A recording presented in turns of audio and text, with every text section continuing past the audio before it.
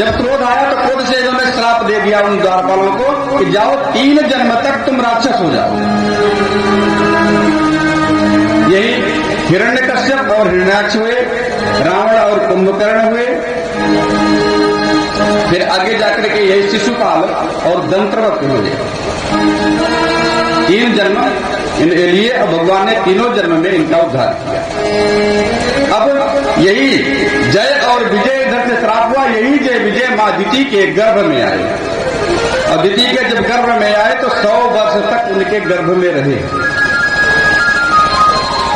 100 वर्ष तक गर्भ में रहे। पूरे संसार में बड़ा उत्पात होने लगा और उत्पात होने के बाद फिर ये जन्म लिए। जन्म लेने के बाद बल तो था ही, बल तो था ही। बल होने के कारण सबको जिसको पाते उसी से युद्ध करते और युद्ध की इच्छा से इधर उधर भ्रमण करते। अब ब्रह्मा जी कमल के ऊपर हैं, अभी तक पृथ्वी नहीं है। पृथ्वी अब तक नहीं है, केवल जल है, जल में कमल है, कमल के ऊपर ब्रह्मा जी हैं। ब्रह्मा जी ने जितनी सृष्टि की वो सब उसी कमल की पंखुड़ियों पर ही सब हैं। वो छोटा सा कमल नहीं है, उसमें हजारों पंखुड़ियां हैं, सब लोग उसी पर हैं। अब ब्रह्मा जी देख रहे हैं कि पृथ्वी नहीं है, पृथ्वी तो रसातल में है। अब हमारी मैं सृष्टि कर रहा हूं, ये लोग रहेंगे कहां? जब इस प्रकार से विचार किया तो देखा कि पृथ्वी रसातल में थी। और देखते ही देखते क्या हुआ, ब्रह्मा जी को छींक आई। ब्रह्मा जी को छींक आई तो थोड़ा सा नाक से इनके मैल गिरा, और मैल गिरा तो धीरे धीरे वो मैल से ही बारह भगवान का जन्म हुआ। बोलिए बराह भगवान की। अब बराह भगवान धीरे धीरे जल में प्रवेश करने लगे। जल में जो प्रवेश किया, जल में प्रवेश करके पृथ्वी को अपने मुख के ऊपर उठाए, उठा करके ऊपर को लेकर आने लगे। और हिरण्याक्ष युद्ध की इच्छा से ब्रह्मा के पास गया कि मैं युद्ध करूंगा। ब्रह्मा जी कहे देखो मैं तुमसे युद्ध नहीं करता, मैं तो पराजित हूं। पराजित ही समझ लीजिए हमसे, तुमसे तो नारायण ही युद्ध कर सकते हैं। जाओ खोजो, मिल जाएंगे तो उन्हीं से युद्ध करो। अब यह खोजने लगा तो खोजते खोजते इधर देख रहा बराह भगवान पृथ्वी को ऊपर लेकर आ रहे हैं। सूअर के रूप में जन्म हुआ था। जब ये ऊपर लेकर के आ रहे हैं तो कहने लगा अरे ये इतना बलराम है कि पृथ्वी को ऊपर लेकर जा रहा है। फिर युद्ध करने लगे। तो बारह भगवान से जब युद्ध करने भगवान ने युद्ध किया। युद्ध करने के बाद अपने सुदर्शन चक्र का ध्यान किया। सुदर्शन चक्र से हिरण्याक्ष का वध कर दिया। हिरण्याक्ष का वध कर देने के बाद पृथ्वी को ले आकर के स्थापित कर दिया। पृथ्वी तत्र गंध होती पृथ्वी, पृथ्वी का गुण है गंध, पृथ्वी का गुण गंध है। अब पृथ्वी हो गई। पृथ्वी होने के बाद अब हिरण्याक्ष का भी वध हो गया। हिरण्याक्ष की पत्नी का नाम रूमा था और इसका भाई हिरण्यकश्यप को जब पता चला कि हमारे भाई हिरण्याक्ष का वध हो गया तो यह मंदराचल पर्वत पर जाकर तपस्या करने लगा। जब मंदराचल पर्वत पर जाकर के तपस्या करने लगा, यह कथा यही छूट जाती है। फिर यह कथा आगे चल के 7वें स्कंद में प्रहलाद चरित्र जब आता है तो वहां हिरण्यकश्यप वध की कथा आती है। तो इस कथा को यहाँ छोड़ करके हम अगली कथा में प्रवेश करें। बोलिए वृंदावन बिहारी लाल की। थोड़ा भगवान नाम संकीर्तन कर लेते हैं। श्री राम जय राम जय जय राम, श्री राम जय राम जय जय राम, श्री राम जय राम जय जय राम, श्री राम जय राम जय जय राम, श्री राम जय राम जय जय राम, श्री राम जय राम जय जय राम, श्री राम जय राम जय जय राम, श्री राम जय राम जय जय राम, श्री राम जय राम जय जय राम, श्री राम जय राम जय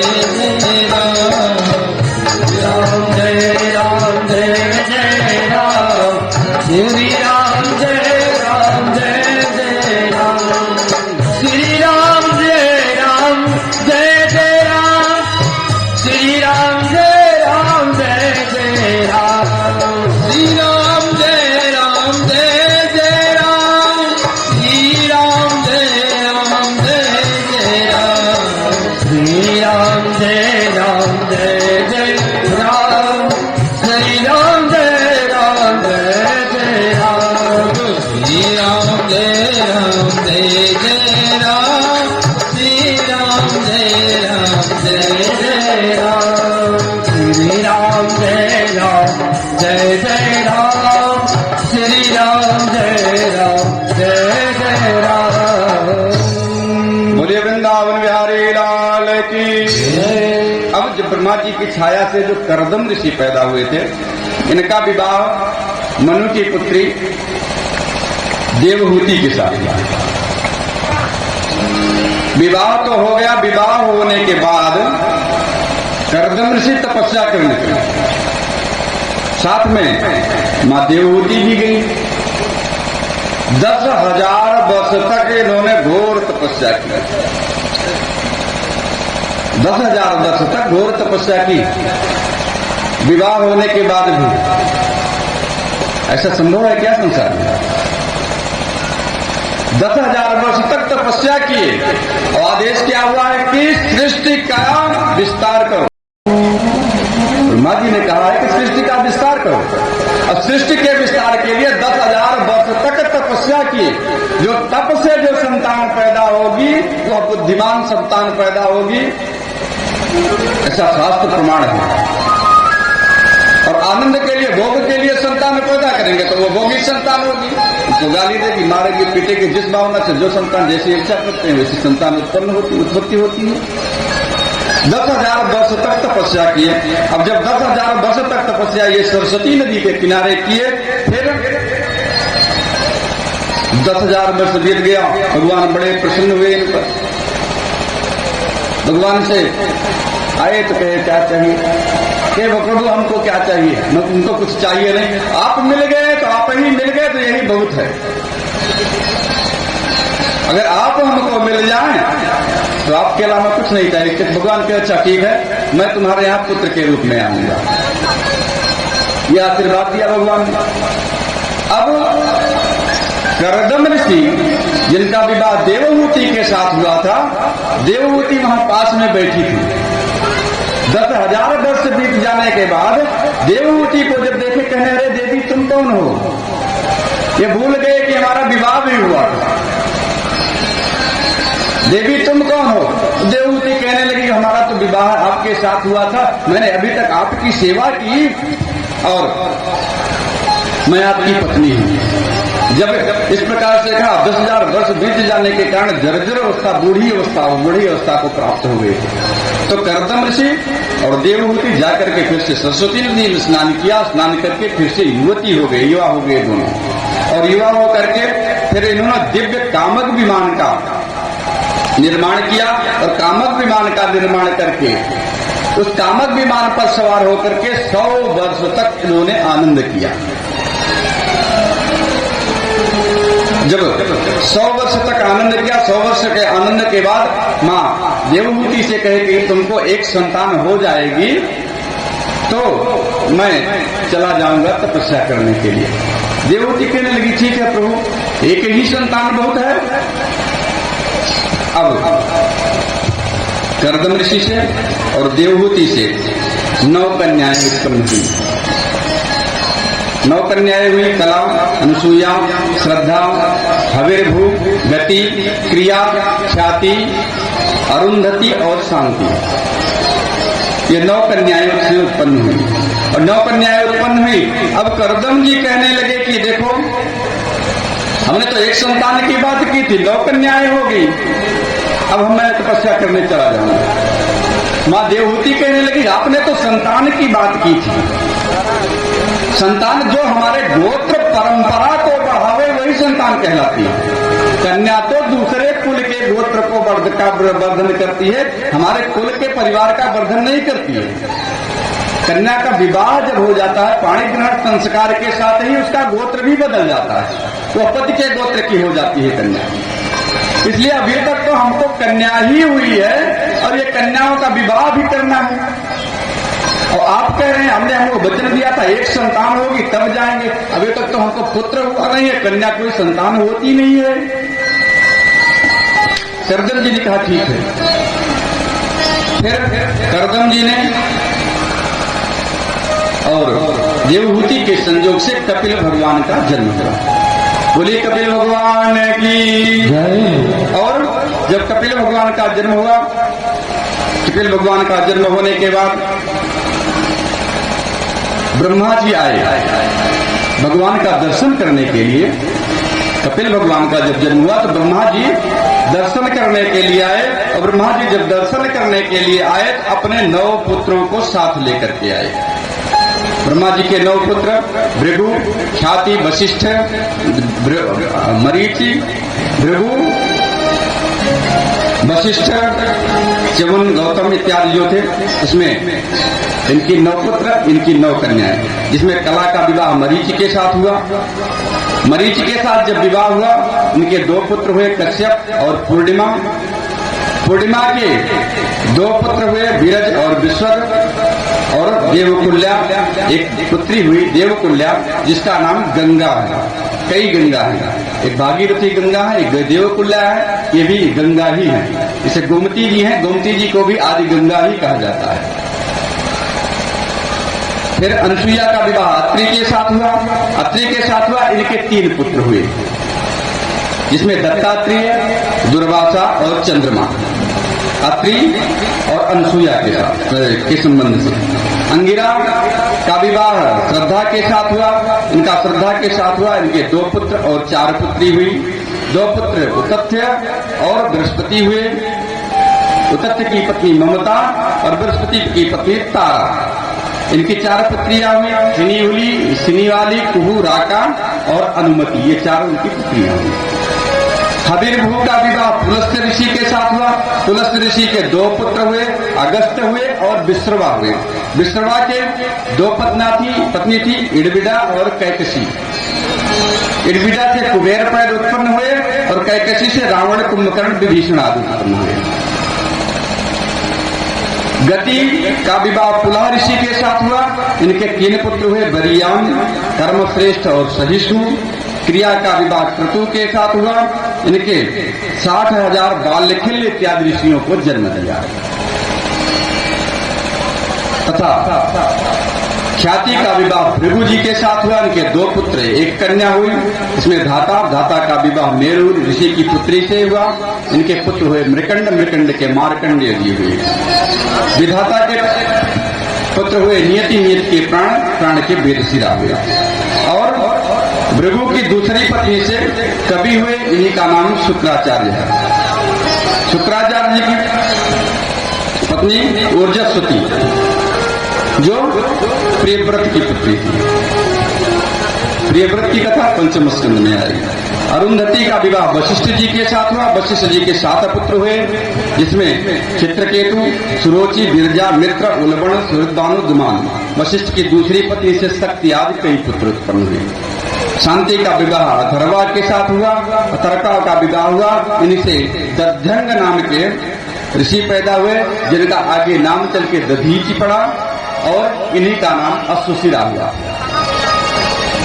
इस प्रकार से इन्होंने सृष्टि का, इनसे जो 9 कन्याएं थी, 9 कन्याओं से सृष्टि का विस्तार हुआ। अब पुत्र होने के बाद कर्दम ऋषि अपनी पत्नी देवहूति से कहने लगे कि देखो, अब तो पुत्र भी हो गया है और कन्याओं का विवाह भी हो गया। ब्रह्मा जी दर्शन करने आए थे अपने पुत्रों को लेकर। फिर कन्या का विवाह थोड़े रुकता है, कन्या का विवाह तो स्वाभाविक रूप से हो जाता है। 9 कन्याओं का अर्थ भी है नवधा भक्ति। नवधा भक्ति, और नवधा भक्ति काहे नहीं होगी? जिसके यहाँ भगवान आएंगे तो बिना भक्ति के तो भगवान आ नहीं सकते। श्रवणम, कीर्तनम, विष्णु स्मरणम, पाद सेवनम, अर्चनम, वंदनम, दास्यम, सख्यात्म निवेदनम, ये 9 प्रकार की भक्ति है। इसका विस्तार से कथा की चर्चा आगे प्रहलाद चरित्र में करेंगे। फिर ऐसा कहकर के कर्दम ऋषि चले गए तपस्या करने के लिए। कर्दम ऋषि जब तपस्या करने के लिए इधर चले गए तो फिर मां देवहूति कपिल मुनि के पास आई, अपने पुत्र के पास आई और अपने पुत्र के पास आकर के कहने लगी, बेटा प्रभु, मैं तुमसे कुछ ज्ञान की याचना करने आई हूं। मैं तुमसे ज्ञान की याचना से आई हूं। अरे भाई, कोई पिता अपने पुत्र से ज्ञान प्राप्त करे, कोई माँ अपने पुत्र से ज्ञान प्राप्त करे, तो यह उस माँ की भी सार्थकता है और उस पिता की भी सार्थकता है कि उसका पुत्र इतना ज्ञानी है। इससे यह सिद्ध होता है कि हाँ, हमको भी गर्व होता है, हमारी संतान अच्छी है तो गर्व से कह सकते हैं कि हाँ हमारी संतान है, और यह ज्ञान है इसके पास, इसके योग्य है, तो जान लेने में क्या बुराई है। अब मां देवहूति कपिल मुनि के पास आई और कपिल मुनि के पास आकर के कहने लगी कि हमको कुछ ज्ञान का उपदेश कीजिए। जब ज्ञान के उपदेश की करने की बात आई तो कहने लगे कि देखो मां, जहां तक ज्ञान की बात है, ज्ञान तो असीमित है, ज्ञान तो असीमित है। अब ज्ञान की बात मैं कहां तक बताऊंगा? क्या देखिए मां, मन एवं मनुष्याणाम कारणम बंध मोक्षयो। मन जो है, यही मन हमारी बंधन का और मोक्ष का दोनों का कारण मन ही है। मन जो है वही बंधन का कारण भी है और मोक्ष का कारण भी है। और मन से अगर हम समझ गए कि हम स्वस्थ हैं तो प्रसन्न हो गए, आनंद आ गया तो आनंद आ गया, मन दुखी हुआ तो दुख हो गया। लेकिन वास्तव यह नहीं है, वास्तव तो यह नहीं है। मन के आनंद से आनंदित हो जाने की कोई बात नहीं है, और वास्तविक जो ज्ञान है उस वास्तविक ज्ञान की तरफ हमको जाना चाहिए। और मां देखिए, जैसे हमको ज्ञान अगर नहीं मिला है तो हमको ज्ञान कहाँ मिलेगा, इसके लिए प्रयत्न करना चाहिए। और प्रयत्न करना चाहिए कैसे? संतों का साथ कर लेना चाहिए, संतों का साथ कर लेना चाहिए। कि संतों का साथ करने से क्या होगा? कि जैसे किसी को बिजली अगर पकड़ ली तो दूसरा व्यक्ति अगर उसको जाएगा पकड़ने तो उसको भी बिजली पकड़ लेगी। तो जो संत पुरुष है, संत पुरुष के पास अगर जाएंगे आप तो संत पुरुष भगवान से उसका संपर्क हो गया है, तो वह संत पुरुष आपको भी भगवान से संपर्क करवा देगा। तो कहे संत पुरुष संबंध करवा देगा, तो संत की तो पहचान भी होनी चाहिए, संत की पहचान भी होनी चाहिए, संत की पहचान होनी चाहिए। अब संत की पहचान करने के लिए सूत्र बताते हैं। तितिक्षवः कारुणिकः सुहृदा सर्वदेहिनां अजात शत्रवः शान्तः साधवः साधुभूषणः। यह लक्षण बताते हैं। कहे तितिक्षवः, जो संत है वो तितिक्षु होना चाहिए। तितिक्षु अर्थात सहनशील, सहनशील होना चाहिए। और कारुणिकः, उसके अंदर करुणा होनी चाहिए, दयावान होना चाहिए। सुहृदा, सुहृद होना चाहिए, अर्थात सबके प्रति प्रेम से प्रस्तुत हो, ऐसा होना चाहिए। ऐसे सर्वदेही नाम, सभी प्राणियों के का सुहृद हो, उसको किसी में कोई भेदभाव ना हो। और अजात शत्रवः, जिसका कोई शत्रु ना हो। तो संत है तो संत को तो शत्रु के काहे की दिक्कत है? अब संत अगर कोई अस्त्र शस्त्र के साथ चले तो संत कैसा है? अब संत का तो सारे सुहृद हैं। तो ये लक्षण बता रहे हैं अजात शत्रवः, उसका कोई शत्रु भी ना हो संत का। शांत, शांत रहने वाला, साधु भूषणः। इस प्रकार से 5 लक्षण बताए कि ये संतों के लक्षण हैं। हे मां, उस संत का हमको अनुसरण कर लेना चाहिए। आइए हम लोग भी थोड़ा सा भजन के माध्यम से देखते हैं। संतन के संग लागरी तेरी अच्छी बनेंगे, संतन के संग लागरी तेरी अच्छी बनेगी। संग लागरे तेरी अच्छी बनेगी, संतन के संग लागरे तेरी अच्छी बनेगी।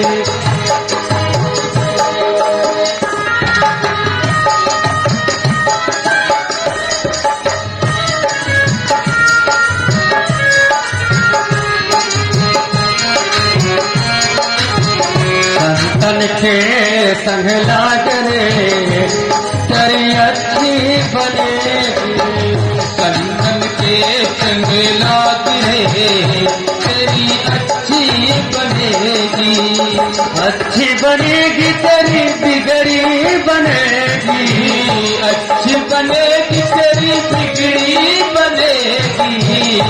हुए तेरो बड़ भाग रे तेरी अच्छी बनेगी हुए तेरो बड़ भाग रे तेरी अच्छी बनेगी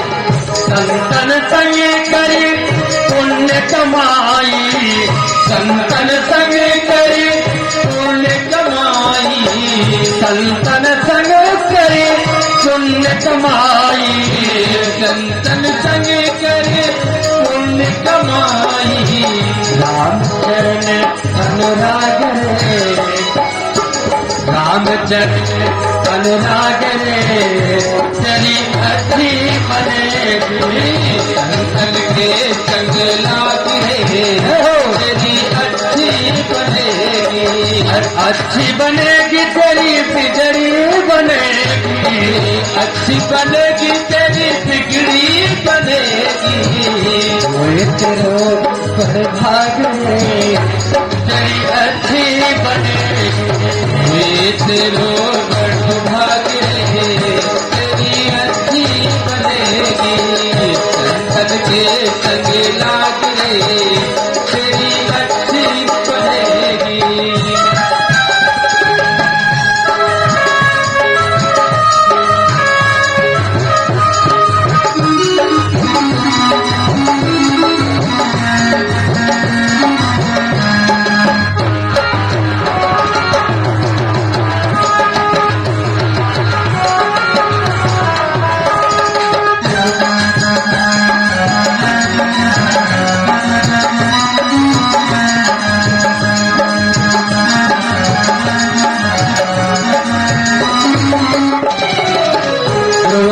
बन गई प्रहलादों की बन गई रोगी बन गई प्रहलादों की बन गई रोजी की बन गई प्रहलादों की बन गई रोजी बन गई प्रहलादों की बन गई हर सिमरन में जाग रे हर सिमरन में जाग रे तेरी अच्छी बनेगी संतन के संग लाग रे तेरी अच्छी बनेगी संतन के संग लाग रे तेरी अच्छी बनेगी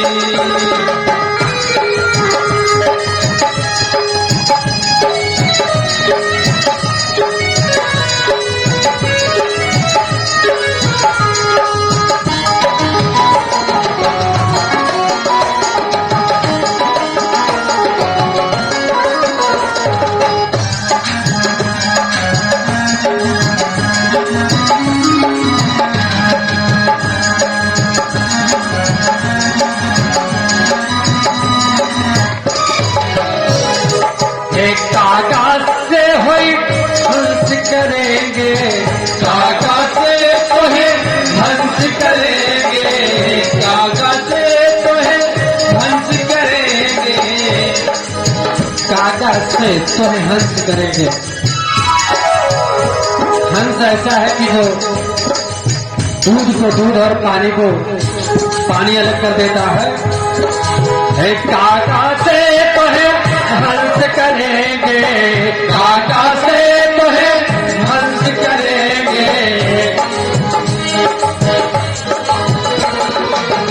काका से तोहे हंस करेंगे मिट जाए पूरे दाग रे मिट जाए पूरे दाग रे तेरी अच्छी बनेगी संतन के संग लाग रे करो अच्छी बनेगी संतन के संग लाग रे तेरी अच्छी बनेगी संतन के संग लाग रे करो अच्छी बनेगी संग लाग रे तेरी अच्छी बनेगी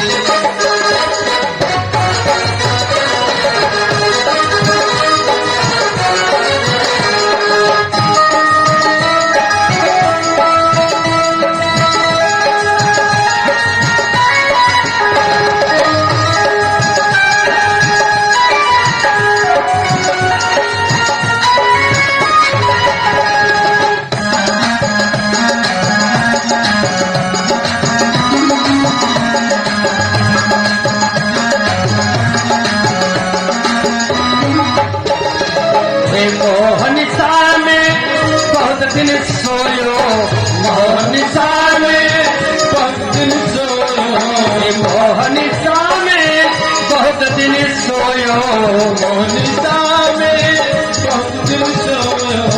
जाग सके तो जाग रे, जाग सके तो जब जाग रे, तेरी अच्छी बनेगी संतन के संग लाग रे, तेरी अच्छी बनेगी संतन के संग लाग रे, तेरी अच्छी बनेगी।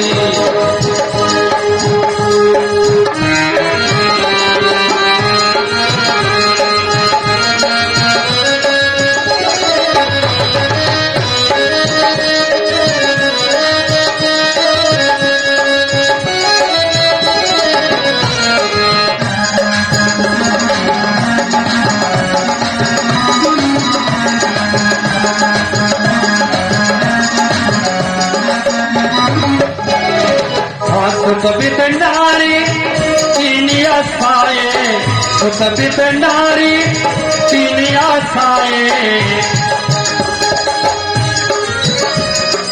हाँ सुतबित नारी हर तीन आशाएं। ये तीनों अगर आप त्याग दें तो फिर आपकी बिगड़ी बनस बन गई है। सुतबित नारी तीन आशाएं, सुतबित नारी तीन आशाएं, त्याग सके तो त्याग रे, त्याग सके तो त्याग रे, तेरी अच्छी बनेगी संग लाग रे, तेरी अच्छी बनेगी संग लाग रे, तेरी अच्छी बनेगी संतन के संग लाग रे, तेरी अच्छी बनेगी संतन के संग लाग रे, तेरी अच्छी बनेगी संतन के संग लाग रे, तेरी अच्छी बनेगी, अच्छी बनेगी, तेरी अच्छी बनेगी। वृंदावन बिहारी लाल की। कपिल जी माँ देवहूति की को कहने लगी कि देखो संत पुरुष का सहारा ले लो, और संतों के लक्षण बताए कि संत के लक्षण क्या है, यह पहचानने की बड़ी आवश्यकता है। ये गुरु करे जान के पानी पिए छान के। संत के वेश में कोई छली व्यक्ति न मिल जाए हमको, इसका बहुत ध्यान रखना चाहिए। इसलिए कि वेश में तो बहुत घूम रहे हैं। अरे कालने में भी वेश बदल कर गया, रावण भी वेश बदल करके सीता के पास गया। तो ऐसे लोगों से हमेशा सावधान रहना चाहिए।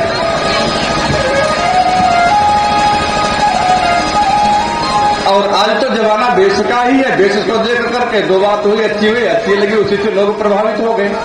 ज्ञान की चर्चा कर लो, ज्ञान की चर्चा कर लो। ज्ञान की चर्चा से अगर व्यक्ति समझ में आ जाए कि हाँ यह ज्ञानी है, यह हमको ज्ञान दे सकता, ऐसे व्यक्ति का चयन करके आप गुरु बनाइए। और जब ऐसा व्यक्ति गुरु होगा तो हमको वह अपने आप धीरे धीरे भगवान की तरफ प्रेरित कर देगा। अभी तो गुरु जी कहने लगे हैं, बहुत सारे गुरु हो गए हैं, नाम किसी का नहीं लेना चाहेंगे। वो तो कहेंगे बस हमारी केवल पूजा करो, उसी से सारा कल्याण हो जाएगा। अरे गुरु जी ने तो हमको जो मार्ग बताया, उस मार्ग पर चलने की आवश्यकता है, न कि हम गुरु को पकड़ कर बैठ जाए। पेड़ में फल लगता है तो हम पेड़ पकड़ के न बैठ जाए, फल की इच्छा करें। इसमें जो फल लगेगा वह फल बड़ा सुंदर होगा, फल खाने की इच्छा करें। गुरु ने हमको मंत्र दिया, यह शिष्य का कर्तव्य है कि उस मंत्र की साधना करके वहां तक पहुंचे। गुरु का मार्ग कर्तव्य था, रास्ता दिखाना, गुरु ने रास्ता दिखाया।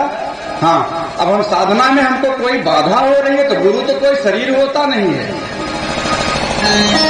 वास्तविक बात तो यह है कि गुरु कोई शरीर नहीं होता है। आप अगर संशय में फंस गए हैं, आराम से शाम को लेटने लगी है, तो उसी प्रश्न को सोचिए, गुरु जी का ध्यान करिए, सो जाइए, आपके समस्या का समाधान हो ही जाएगा। इसलिए कि गुरु एक शाश्वत सत्ता है वह शाश्वत सत्ता निरंतर कार्य कर रही है। गुरु कोई शरीर नहीं है क्या? गुरु जी नहीं है कि हमारे प्रश्न का समाधान कौन करेगा? ऐसा नहीं है। गुरु के प्रति विश्वास होना चाहिए। हाँ, गुरु शरीर में नहीं है फिर भी हमारे इस प्रश्न का तो उत्तर हल मिल ही जाता है। और हमको यह जो तत्वदर्शी ऋषि हैं, जो तत्वदर्शी गुरु है, ऐसे ही गुरु की शरण में जाना चाहिए। हेमा मद्भयात वातवातोयम सूर्यस्तपति मद्भयात वर्षितीन्द्रो धात्याग्नि मृत्युश्चरति मद्भयात। कह रहे हैं कि कपिल देव जी के हेमा मद्भयाति वातोयम, यह हवा जो चल रही है मेरे डर से हवा चल रही है। हवा तो चलने की कोई आवश्यकता नहीं है कि वह चले, उसको भी हमारा डर है। सूर्यस्तपति मद्भयात, सूर्य में अगर सूर्य तप रहा है तो उसको भी तपना अच्छा नहीं लग रहा है, लेकिन वो तो मेरे भय के कारण तप रहा है। वर्षतीन्द्रो, सूर्य जो है वो बरसात भी हमारे भय से करते हैं। दात्याग्नि, अग्नि जल रही है वो भी मेरे भय से जल रही है। और मृत्युश्चरति मद्भयात, यह मृत्यु भी मेरे भय से चल रही है। तो कोई शुद्ध से कार्य नहीं कर रहा है। इसलिए गुरु और शिष्य का जो सम्मान है वह सम्मान अगर बचा रहेगा तो अच्छा रहेगा। कहने का मतलब यह है संबंध हो बहुत अच्छा होना चाहिए, मधुर होना चाहिए। हमारी समस्या हो, हम समस्या बड़े प्रेम से गुरु जी श्रद्धा पूर्वक पूछे, गुरु जी हमारे प्रश्न का उत्तर दें। पुत्र और पिता का संबंध हो, लेकिन उसके साथ साथ हमारे मन में आदर सम्मान की भावना हमेशा गुरु के प्रति बनी रहेगी। अगर दूरी बनी रहेगी तो बहुत अच्छा है, दूरी बनी रहेगी तो बहुत अच्छा है। इसलिए कि अति परिचय अवज्ञा भूत, ज्यादा परिचय हो जाना भी अपमान हो जाता है। अब इस प्रकार से 8 अध्याय में सांख्य शास्त्र का उपदेश किया। यही कपिल अष्टाध्यायी के नाम से जानी जाती है। हम इसमें बहुत जाने की कोशिश नहीं करेंगे, कथा बड़ी नीरस हो जाएगी। इसमें मन, बुद्धि, अहंकार, 5 प्रकार के पंच महाभूत, 5 ज्ञान इंद्रिया, 5 कर्मेंद्रिया, इस सब के बारे में विस्तार से चर्चा की गई। फिर आगे कथा आती है आकुति का विवाह रुचि प्रजापति के साथ हुआ। आकुति, देवहूति और प्रसूति 3 कन्याएं थी ना तो उनके कश्यप पद्धति के। तो देवहूति का तो विवाह कर्दम ऋषि के साथ हुआ। इनकी कथा यही छूट जाती है। कपिल देव जी इनको उपदेश करके माता को उपदेश करने के बाद माता जी भगवान का स्मरण करते हुए द्रवीभूत हो जाती, द्रवीभूत होकर के दलकित बह जाती है, नदी के रूप में परिवर्तित हो जाती है। कपिल मुनि स्वयं गंगा सागर चले जाते हैं, वहां तपस्या करने लगते हैं। अब इसके बाद की कथा आकुति का विवाह रुचि प्रजापति के साथ हुआ। रुचि प्रजापति के एक पुत्र और एक पुत्री हुई। पुत्र का नाम यज्ञनारायण और पुत्री का नाम दक्षिणा। दक्षिणा से तोष, संतोष, प्रतोष, भद्र, शांति, इडस्पति, इत्म, कवि, विभु, स्वर्ण, सुदेव, रोचन यह उत्पन्न हुए और यही मनवंतरों के देवता हुए। जो मनवंतर चल रहे हैं अभी वर्तमान में 7वां मनवंतर चल रहा है, जिसका नाम वैवस्वत मनवंतर है। इसका नाम वैवस्वत मनवंतर है। संकल्प में हम पढ़ते हैं 7वें वैवस्वत मनवंतर है। इस वैवस्वत मनवंतर में 28वां कलयुग चल रहा है। अब इसके बाद जो प्रसूति है, जो तीसरी कन्या प्रसूति है, प्रसूति का विवाह दक्ष प्रजापति के साथ हुआ। जब दक्ष प्रजापति के साथ विवाह हुआ, इसमें 13 कन्याएं धर्म को ब्याही और जिनका नाम श्रद्धा, मैत्री, दया, शांति, तुष्टि, पुष्टि, क्रिया, उन्नति, बुद्धि, मेधा, तितिक्षा, हरि और मूर्ति। एक कन्या अग्नि को दी, एक कन्या पितृगणों को दी और एक कन्या भगवान शिव को ब्याही।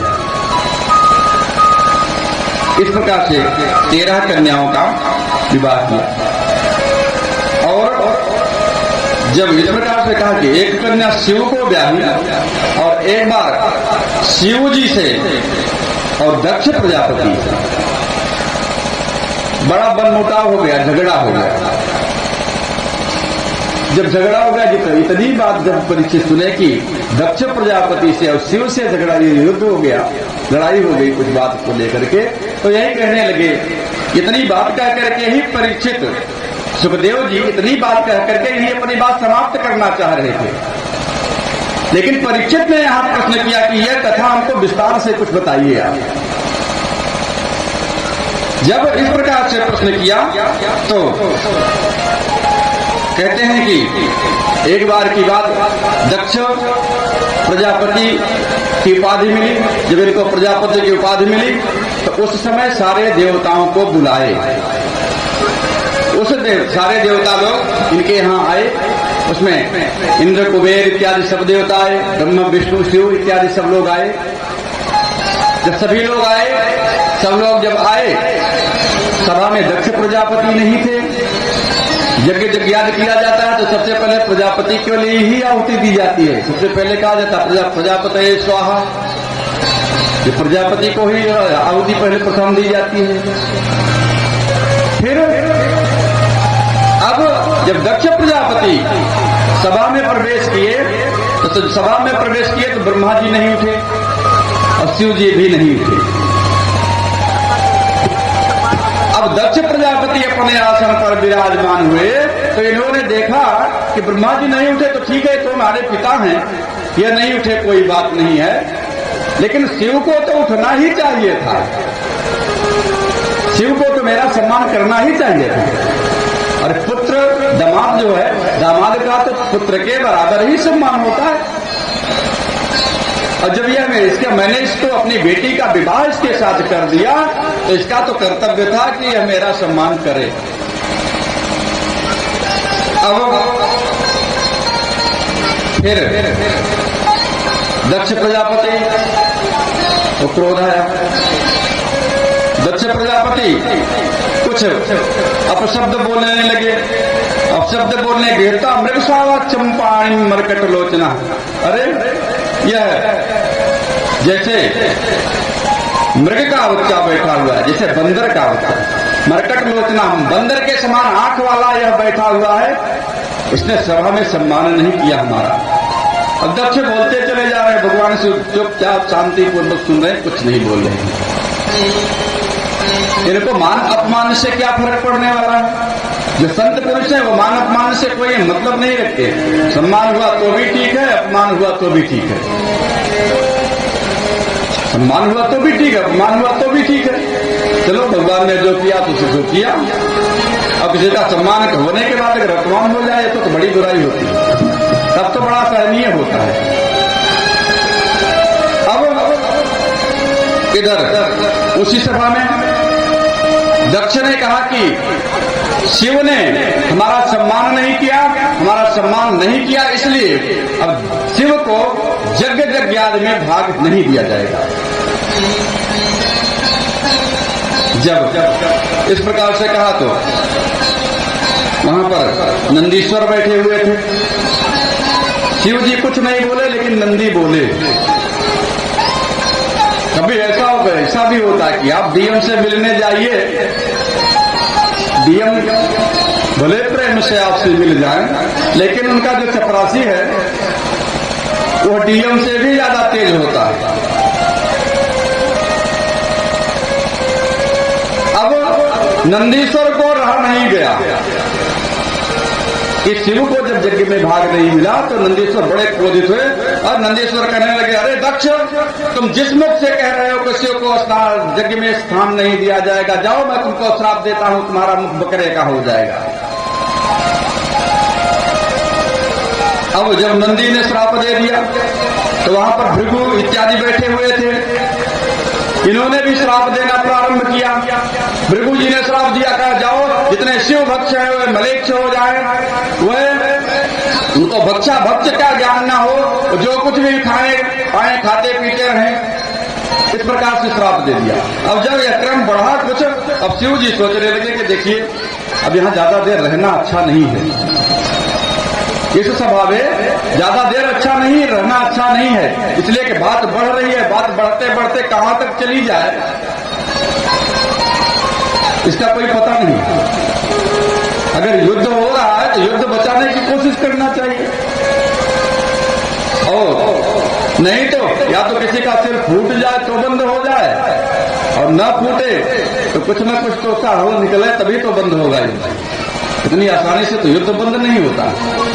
तो शिव जी उठे, नंदीश्वर सर गए, नंदीश्वर चलो यहां से, वहां से लेकर के चले आए। दक्ष सभा में निर्णय किए कि हम एक यज्ञ करेंगे, हम यज्ञ करेंगे। बृहस्पति सौ नामक यज्ञ किया। यज्ञ के लिए संरचना बनाई गई कि यज्ञ की जाएगी। अब यज्ञ में शिव का निमंत्रण नहीं मिलेगा, शिव का स्थान नहीं होगा यज्ञ में। अब जब शिव जी को स्थान नहीं मिलेगा यज्ञ में, यज्ञ की सारी तैयारी हो गई, सारे देवता आए। भृगु जी यज्ञ के आचार्य थे, भृगु जी ने यज्ञ प्रारंभ करवाया। उसी समय आकाश मंडल से सभी देवगण अपनी अपनी पत्नियों के साथ दक्ष प्रजापति के यहां जा रहे थे। इधर मां प्रसूति शिव जी के साथ दक्ष की पुत्री प्रसूति थी। अब जब ये थी तो इन्होंने सोचने लगे कि हमको भी अपने पिता के यहाँ जाना चाहिए। सती महारानी सती कहने लगी कि हमको भी पिता के पास जाना चाहिए, पिता के यहाँ यज्ञ हो रहा है, पिता के यज्ञ में हमको जाना चाहिए। इसलिए कि कुछ जगह पर बिना निमंत्रण के ही चले जाना चाहिए। कहाँ? भर्तु गुरु गेह कृतस्य चेतन, पिता के यहाँ, गुरु के यहाँ, और जो अपना बहुत सुहृद है इनके यहाँ बिना बुलाए ही चले जाना चाहिए, ना बुलाएं तो भी। अब सती सोच रही पिताजी है, पिताजी ने नहीं बुलाया, हमको नहीं बुलाया, ठीक है हमको चले जाना चाहिए। अब जब मन में पिता के प्रति प्रेम का भाव जगा सती को, अब सती जाने के लिए तैयार हुई। आई भगवान शिव से कहने लगी, बड़े प्रेम से कह रही है, प्रजापतिस्ते ससुरस्य शांतकम निर्यापतो यज्ञ महोत्सवा किल वयम च तत्राभिराम वामते यत्राधितामो विबुधा भजन्ति। हे प्रभु, जो प्रजापति दक्ष हैं, वह दक्ष प्रजापति जो आपके ससुर हैं, ये नहीं कह रही हैं कि हमारे पिता हैं। प्रजापति से ससुरस्य सांप्रतम, जो दक्ष प्रजापति है वह आपके ससुर हैं, ये नहीं कह रही मेरे पिता हैं। अरे भाई मेरे पिता है और आपके ससुर हैं, इसने कहने में कुछ तो प्रभाव पड़ेगा है। उन्होंने यज्ञ किया है और वो यज्ञ किया, देख रहे हैं सारे देवता लोग विमान से उनके यहाँ जा रहे हैं, और वहां पर मेरी बहनें आएंगी, मेरी माताएं आएंगी, मौसी इत्यादि आएंगी, सब लोग आएंगी यज्ञ में, चलेंगे वहां, सबसे मुलाकात हो जाएगी। अरे भाई जब उत्सव प्रयोजन हो उसी में तो सबकी प्रबल इच्छा होगी, चलो अब एक साथ सबसे मुलाकात हो जाएगी। और कहाँ अवसर रोज आता है, कोई एक बार आया चला गया, फिर दोबारा कहाँ संबंध बन पाता है। अब सती महारानी विचार कर रही कि अब मैं भी चली जाऊंगा। अब भगवान शिव से कह रही है कि चले जाना चाहिए। अब भगवान शिव सुने तो कह रहे हैं कि तयोदितम शोभन में वो शोभनम। अरे तुम जो कह रही हो तो बड़ा सुंदर कह रही हो कि पिता के यहाँ, गुरु के यहाँ, पति के यहाँ, इनके यहाँ बिना बुलाए चले जाना चाहिए। पति पत्नी में युद्ध हो जाए तो हो जाओ, अगर चली गई है तो कोई कार्य प्रयोजन है तो अपने आप चले आइए, तो कोई संबंध बन जाएगा। अब कहने लगे कि तुम जो कह रही हो तो अच्छा कह रही हो, हाँ गुरु पिता और पति के यहाँ चले जाना चाहिए बिना बुलाए, बिना निमंत्रण के ही। तो लेकिन जाना कहाँ चाहिए? कहे विद्या तपो वित्र बपु वयः कुलहि शताम गुणै खड्बी सप्तनेत्री। सज्जनों के ये 6 गुण हैं। 6 गुण कौन से हैं? है विद्या, विद्यावान होना चाहिए, उसको ज्ञानी होना चाहिए। तपो तपस्वी होना चाहिए, वित्त धनवान होना चाहिए, वपु शरीर अच्छा होना चाहिए और अच्छा कुल होना चाहिए। अच्छा कुल होना चाहिए। अगर जब यह सब हो, यह 6 गुण वाले व्यक्ति हो, तो उसके यहां बिना बुलाए चले जाना चाहिए। और कोई अगर अज्ञानी व्यक्ति हो तो उसके यहां बिना बुलाए चले जाएंगे तो भी कष्ट होगा। और दक्ष में तो हमको यह गुण नहीं लगता कि उसमें यह गुण है। अगर उसमें यह गुण ही होता तो वो जो कह रहा था तो मैं तो शांति से सुन रहा था, मैं कुछ बोल भी नहीं रहा था, तो उसमें मेरे अपमान की कौन सी बात होती। हाँ, अगर तुम जाना ही चाहती हो तो तुम जाओ। और 6 गुण जो बताए सज्जनों के, अच्छा जो सज्जनों के 6 दोष भी हैं। खड़दोषा पुरुषेण हतब्दा भूतिक्षिता निद्रा तंद्रा भयम क्रोधम आलस्यम दीर्घ सूत्रता। अगर पुरुष को अपनी इच्छा चाहिए तो ये 6 वस्तुएं छोड़ देना चाहिए। क्या कहे? निद्रा, बहुत ज्यादा सोना भी बंद कर देना चाहिए। तंद्रा कहते हैं जमुहाई। भयम डर त्याग देना चाहिए। क्रोध को छोड़ देना चाहिए। आलस्य छोड़ देना चाहिए। और दीर्घ सूत्रता अर्थात माने बहुत ज्यादा सोचना। बहुत ज्यादा सोचना भी नहीं चाहिए। अरे हुए जो राम रची रहा था, काहे परेशान है? हम तो कुछ कर ही नहीं सकते। सोचते सोचते यह हो सकता है ब्लड प्रेशर बढ़ जाए, हार्ट फेल हो जाए, मृत्यु हो जाए। इसलिए दीर्घ सूत्रता तो बिल्कुल, अरे गया तो गया, गतम न सोचा, जो बीत गया तो बीत गया, आगे क्या होगा इसको देखने की आवश्यकता है। अब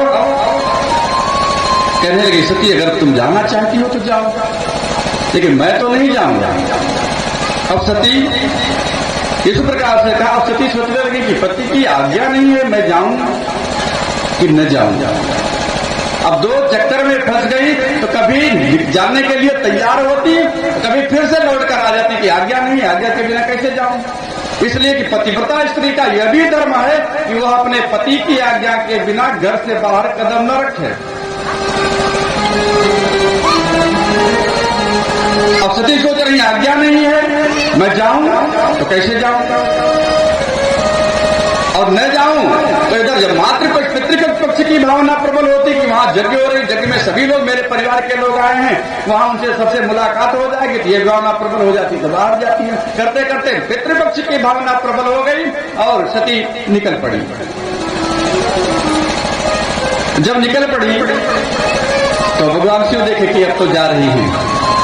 तुरंत नंदीश्वर को बुलाए और नंदीश्वर को बुला करके कह सती जा रही हैं तुम इनके साथ तामसारिका कंदुक दर्पणाम भुजम श्वेतात पत्रा भजनस्तगाद भी गीता यने दुंदुब बेशंख वेणु भी वृखिंग मारूप विटंकिता ययु। भगवान शिव ने इनको सम्मान पूर्वक नंदीश्वर को बुलाए और नंदीश्वर को बुला करके कहने लगे कि देखो ये सब सारी चीज ले लो। एक कौन कौन सी? माँ सती के पास एक मैना पक्षी था, सारिका इसको ले लो।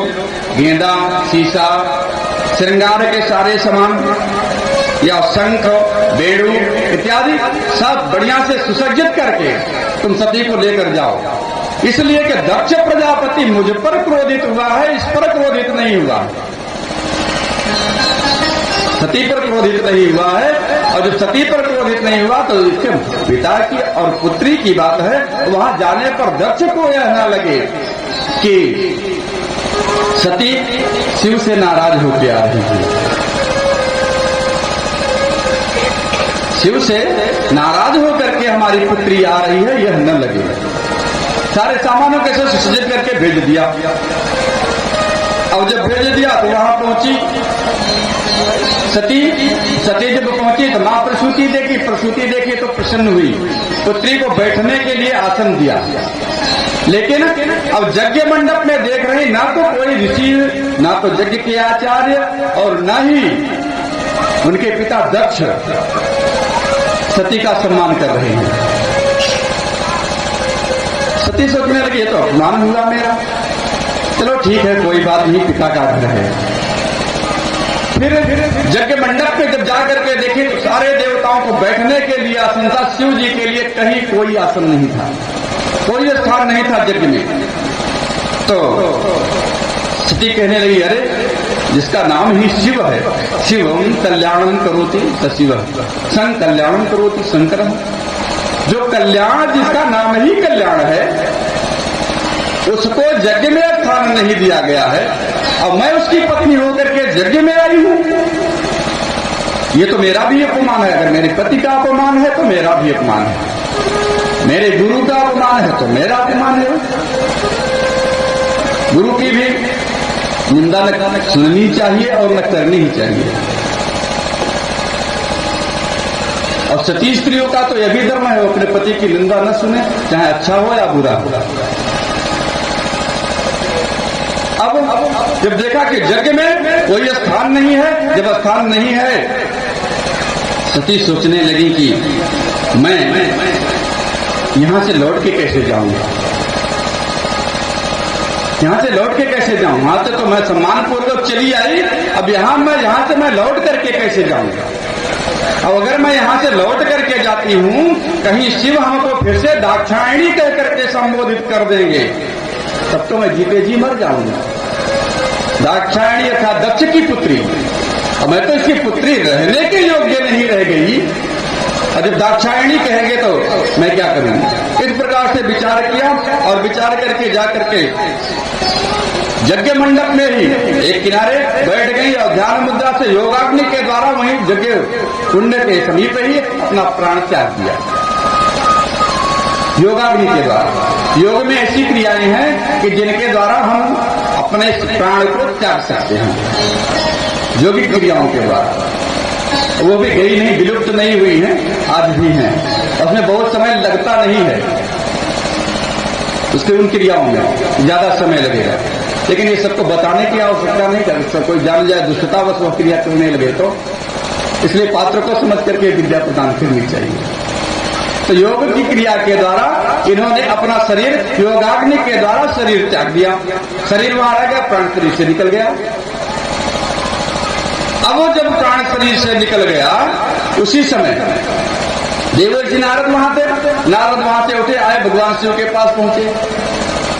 कोई सूचना देने के लिए बहुत जल्दी से नारद जी तैयार, इनको चलने पहुंचने के लिए भी कोई देर नहीं लगती थी। वैसे नारद शब्द का अर्थ होता है नारम ज्ञानम ददाति इति स नारद, जो ज्ञान दे दे वही नारद है। और नारद का अर्थ तो लोग बड़े उल्टे अर्थों में लगाते हैं, भैया वो नारद है, चुंगली के लिए झगड़ा हो जाएगी। तो नहीं, नारद ज्ञानम ददाति थी, नारद जो ज्ञान दे दे। अरे नारद ने तो प्रहलाद को ज्ञान दे दिया, ध्रुव को ज्ञान दे दिया, अच्छे तपस्वी हो गए। अब नारद जी आए पहुंचे, शिव जी को प्रणाम किया। अरे नारद जी ठीक हो, सब ठीक ठाक है? कहे नहीं प्रभु, ठीक कहाँ है, मां सती ने तो दक्ष के यज्ञ में अपना प्राण त्याग दिया। और जब शिव जी इतनी बात सुने, शिव जी को बड़ा क्रोध आया, इन्होंने अपनी जटा से एक बाल उठा करके पटक दिया। और जब बालों का उठा करके पटके, तो उसी समय रुद्र पैदा हुए। कहने लगे प्रभु आप हमको आदेश कर दिए, हम क्या करें, आप हमको किस लिए उत्पन्न किए।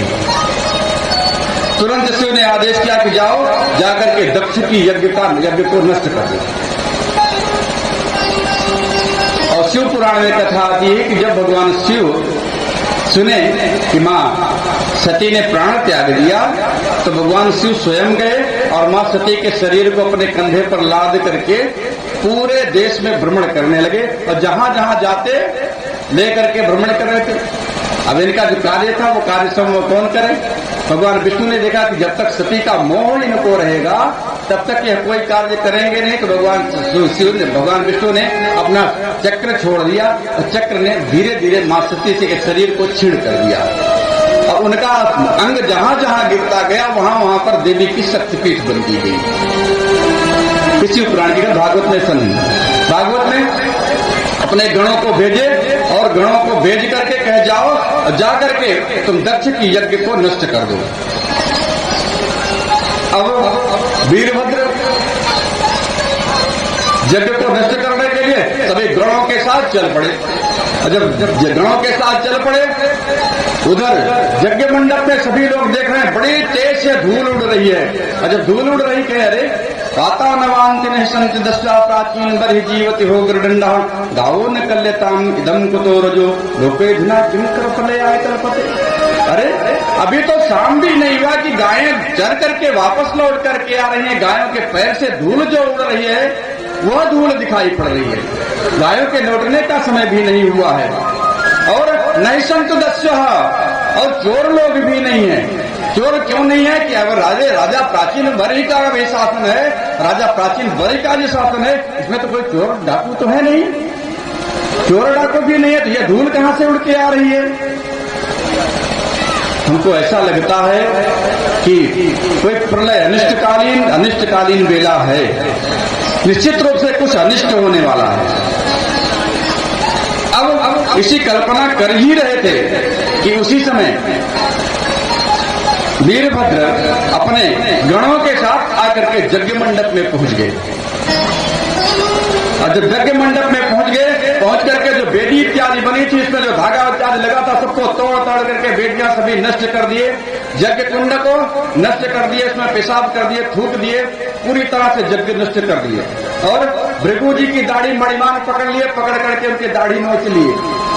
भद्र देवता की आंख नंदीश्वर निकाल लिए, और पुखा देवता के दांत चंडीस ने तोड़ दिए, और प्रजापति का सिर वीरभद्र पकड़ लिए, और सिर पकड़ करके उनका सिर तोड़ करके अग्निकुंड में डाल दिया। दक्ष प्रजापति का जब अग्निकुंड में डाल दिया, दक्ष प्रजापति की मृत्यु हो गई। अब जब दक्ष प्रजापति की मृत्यु हो गई, अब हाहाकार हो गया। यज्ञ में वैसे भी यज्ञ में जो विनीत हो उसका वध नहीं करना चाहिए, यह शास्त्र का नियम है। आगे कथा आएगी इसके बारे में कुछ। तो यज्ञ क्या है, जो यजमान है वो यजमान ही सब मृत्यु हो गई उसकी, और यज्ञ तो पूरी नहीं हुई, यज्ञ तो पूरी नहीं हुई। अब हाहाकार मच गया। अब क्या होना चाहिए? ब्रह्मा जी आए और सभी देवगण आकर के कहे कि भगवान शिव को की स्तुति करनी चाहिए, हमको भगवान शिव की हमको स्तुति करनी चाहिए, चल करके भगवान शिव से प्रार्थना करनी चाहिए, और भगवान शिव की कृपा से ही यह कार्य संपन्न हो सकता है, कि यज्ञ पूरी हो सकती है। आइए हम लोग भी थोड़ा भगवान शिव की आराधना कर लेते हैं भजन के माध्यम से। ओम शिव परा शिव ओंकारा शिव तव शरण शिव मेरा शिव